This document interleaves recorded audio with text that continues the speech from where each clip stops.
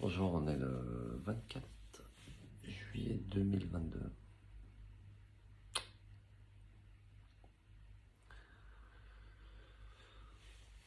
Nous sommes en des temps magnifiques et tragiques en même temps.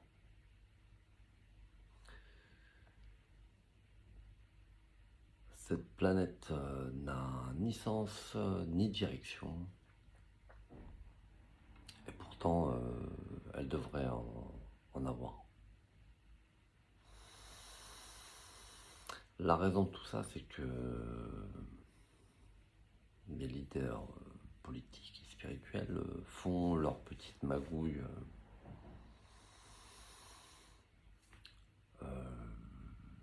leurs négociations, leurs tractations, comme dans le passé.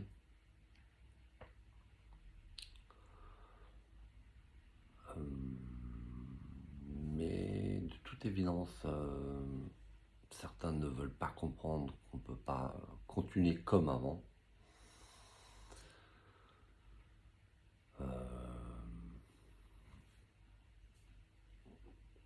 Ils ne veulent pas se résoudre. Pourtant, je pense que tout le monde a eu des signes évidents que nous sommes en des temps spécifiques, ce qu'on appelle la fin des temps. Et la fin des temps, c'est le nouveau monde.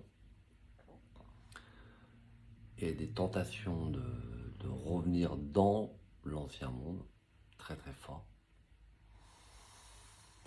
pour des questions diverses, attachement au pouvoir, attachement à des idéologies, à des idées, à des dogmes,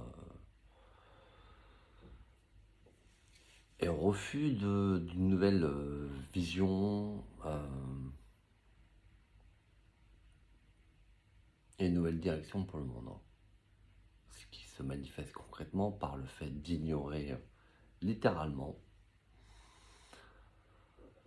le leader, le roi universel qui est censé diriger, donner une nouvelle direction et un sens à l'humanité.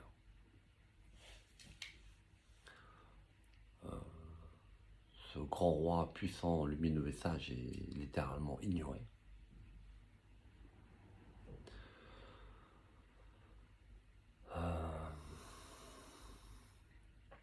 Il ne se trouve pas à une position d'autorité, alors qu'il est une autorité. Il y a des tentatives pour se placer au-dessus, ou au-delà, ou à côté de sa vérité, ce qui est quand même assez incroyable. L'ego, le narcissisme, la bêtise de certaines personnes, de certains leaders est quand même assez hallucinante.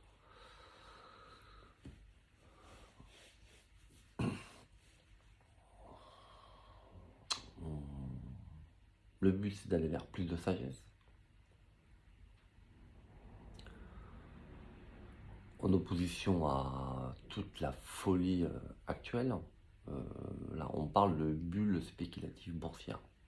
Là, on est dans une bulle spéculative de folie humaine. Il y a l'ego, évidemment, l'attachement au passé, au pouvoir, à l'argent, à des idéologies qui ne marchent pas, ou l'attachement à une certaine vision, je sais pas, nostalgique du passé.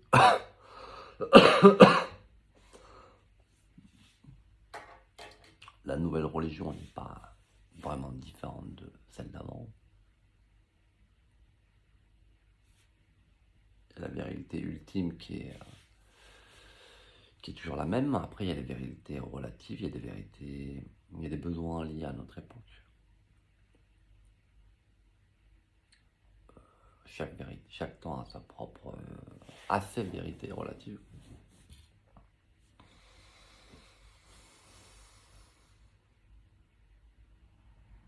L'absence de foi est quand même assez hallucinante. C'est lié au manque de lecture des textes sacrés. Le fait que la plupart des dirigeants politiques notamment sont des petits cons égoïstes et narcissiques, hein. Avec peu de sagesse et vraiment très peu de compassion. Si ces leaders avaient un peu de sagesse et de compassion, on n'en serait jamais arrivé là, vraiment.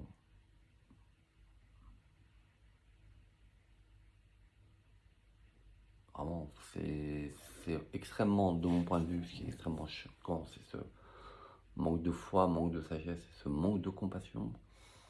Il y a des gens qui sont en train de littéralement crever de faim dans le monde et il n'y a pas d'union véritable pour l'instant pour résoudre ces problèmes, alors qu'on pourrait le faire. Ça demande peu de choses. Ça demande de se réunir et de se mettre d'accord pour mettre fin à ça, mais ça n'a pas l'air de préoccuper beaucoup les leaders politiques actuels, hein. C'est pour ça qu'on a besoin clairement de nouveaux leaders politiques qui ont de la sagesse, de la compassion, de l'humilité, de la foi, du courage, sens de l'humour. Ouais.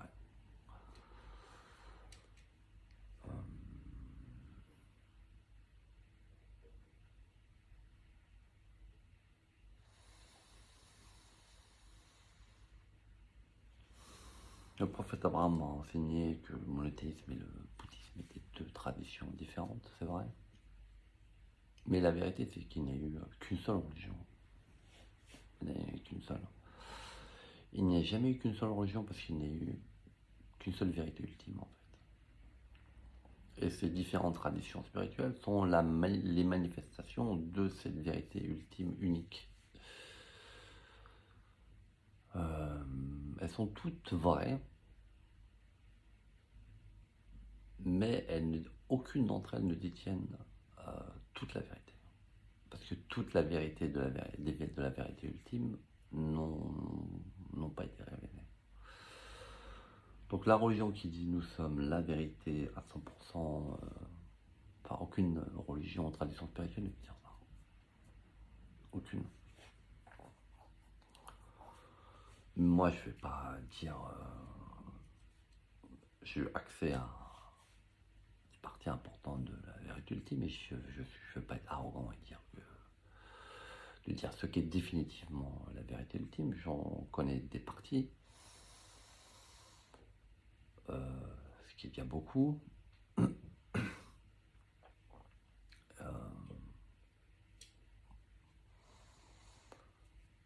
Mais le plus important, c'est est-ce qu'on est capable de nous unir pour faire avancer cette planète avec la même vision commune au lieu d'avoir ces idéologies stupides du passé qui s'affrontent bêtement et qui ne profitent qu'à quelques-uns.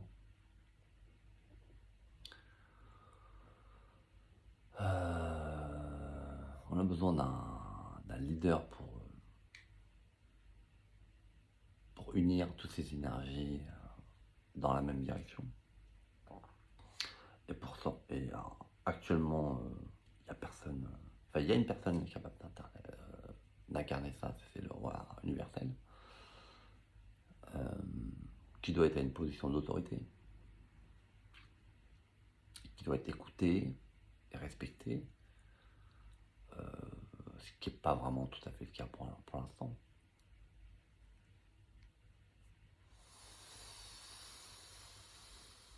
Et ça pose d'énormes problèmes. Lorsqu'on est en des temps qui nécessitent absolument une direction, une unité vers la sagesse, la compassion, vers un monde meilleur, vers ce qu'on appelle le paradis terrestre, et que les petits connards dans le monde, les leaders politiques, continuent à faire leur petite magouille entre eux, on va bien ce qui se passe actuellement, ça, c'est un énorme bordel et ça cause des frictions énormes entre ce qui doit être et ce qui est en fait. Et c'est cette friction entre ce qui doit être et ce qui est là, ça peut avoir des conséquences vraiment terribles. Là, on voit actuellement ce qui se passe en Europe avec l'Ukraine et la Russie, avec toutes ces destructions, cette folie de la destruction.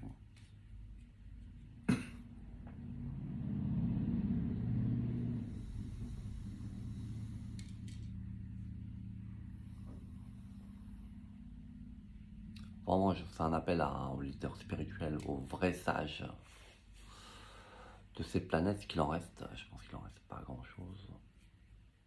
Ceux qui ont de la sagesse et de la compassion pour l'humanité. C'est un appel à l'unité. Aux leaders politiques aussi qui veulent rejoindre cette vision du monde. Vous êtes les bienvenus.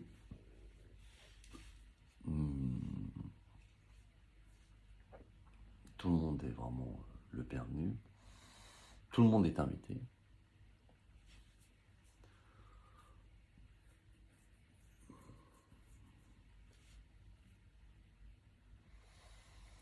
Vraiment, j'invite les gens à relire les textes sacrés, l'Ancien Testament, le Nouveau Testament, le Coran, et les textes bouddhistes aussi. Il va y avoir de grands textes très intéressants dans l'hindouisme également, et il y a d'autres alliances spirituelles qui sont peu connues, comme la spiritualité des natifs américains. Je pense que ça a vraiment beaucoup d'importance à savoir plus. Ils ont une très très très belle prophétie. Ils parlent d'une prophétie où les différentes spiritualités du monde vont s'unir et mettre en commun leur sagesse. au lieu de se battre pour savoir qui a la vérité, ils se réunissent, ils discutent et ils mettent en commun leur sagesse pour l'humanité. C'est vraiment une prophétie vraiment magnifique. Ouais. Et peut-être qu'un jour on va réussir à faire ce genre de choses prochainement.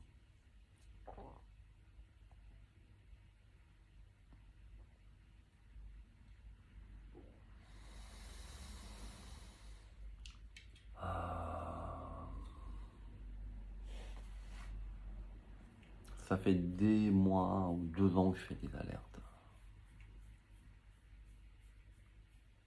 sur les dangers, différents dangers qui peuvent menacer l'humanité. En mars dernier, on était à 2 doigts d'une catastrophe de type nucléaire majeure pour l'Europe et la Russie. On l'a évité de justesse. J'ai fait un avertissement. C'était quoi, vers mi-mars, et quelques jours après, il y avait cette attaque contre cette centrale nucléaire en Ukraine, et on était à 2 doigts, on est passé à 2 doigts de la catastrophe. Poutine a menacé d'attaque nucléaire toute la planète. Et on est passé à 2 doigts d'un conflit de type nucléaire. Ça, c'est complètement délirant. En avril, j'ai signé en retrait.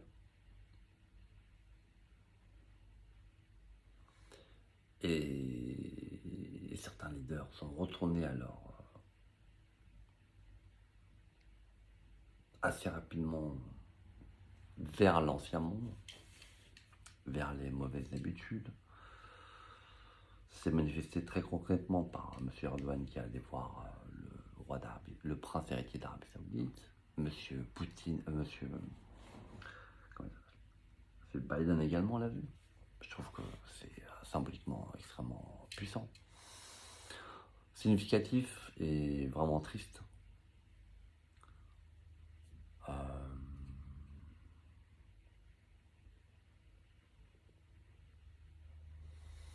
faut que nous allions dans cette direction de bonne foi, avec gaieté, bonne humeur, et non pas contraint, parce que c'est pas une punition en fait, d'aller vers ça en fait.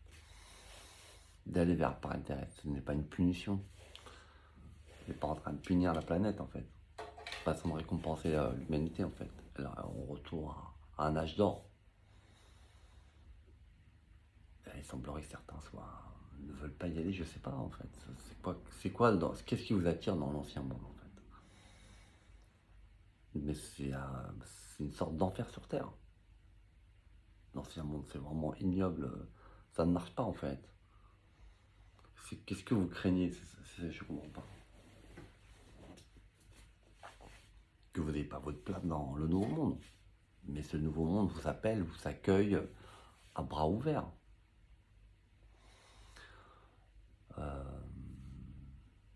Il faut juste arrêter d'être aussi con, faire un peu preuve de sagesse, de compassion. Compassion, c'est-à-dire que il y a moi, et il y a des millions, des milliards de personnes dehors en fait. Je suis pas tout seul dans le monde en fait, moi avec mon petit ego en fait. C'est ça la compassion. On n'est pas tout seul dans le monde isolé, et le monde en dehors, on s'en fout en fait. Je trouve ça incroyable qu'on doit enseigner, après ces milliers d'années de tradition spirituelle, on doit encore enseigner sur la compassion. On en est encore là en fait, on est vraiment...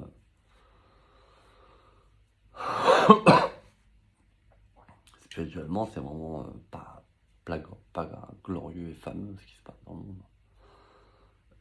Et pourtant, il y en a eu des prophètes, des grands prophètes, des Bouddhas, des saints, au fil de l'histoire qui sont venus, qui ont enseigné. Il y en a eu beaucoup. Et c'était vraiment des grands sages, des grands hommes, des grandes femmes.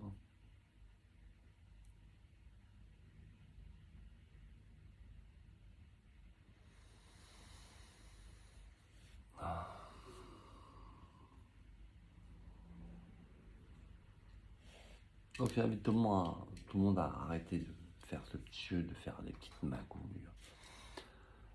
Chacun de leur côté. Vraiment, j'invite les leaders politiques à se réunir entre eux et à m'inviter.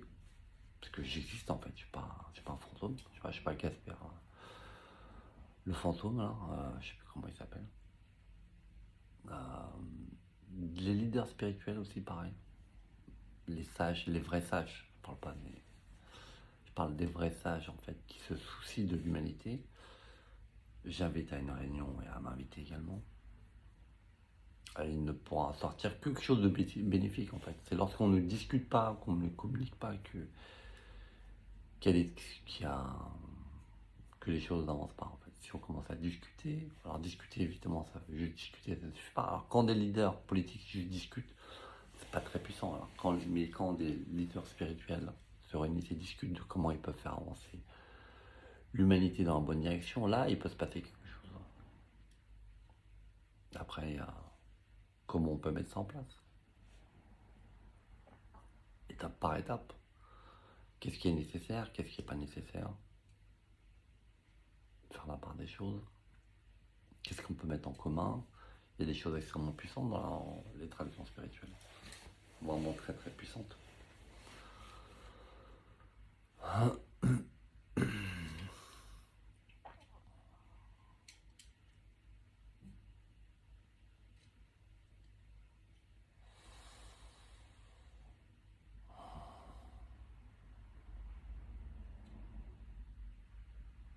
On est invité à s'élever, à se réjouir et à jouir de la beauté du sacré, du monde, de la beauté de relations humaines, ce qu'elles peuvent devenir. Elles peuvent devenir vraiment magnifiques. Je trouve que on a tous envie d'aller vers ça en fait. Après, il y a quelques juste abrutis qui ne perçoivent pas la beauté de tout ça et qui ne veulent pas y aller, je sais pas. Je sais pas dans quel type de monde ils veulent rester. C'est un monde triste, vraiment triste.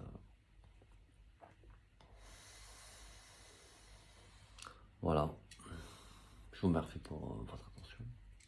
Et j'espère qu'on se reverra et qu'on pourra discuter ensemble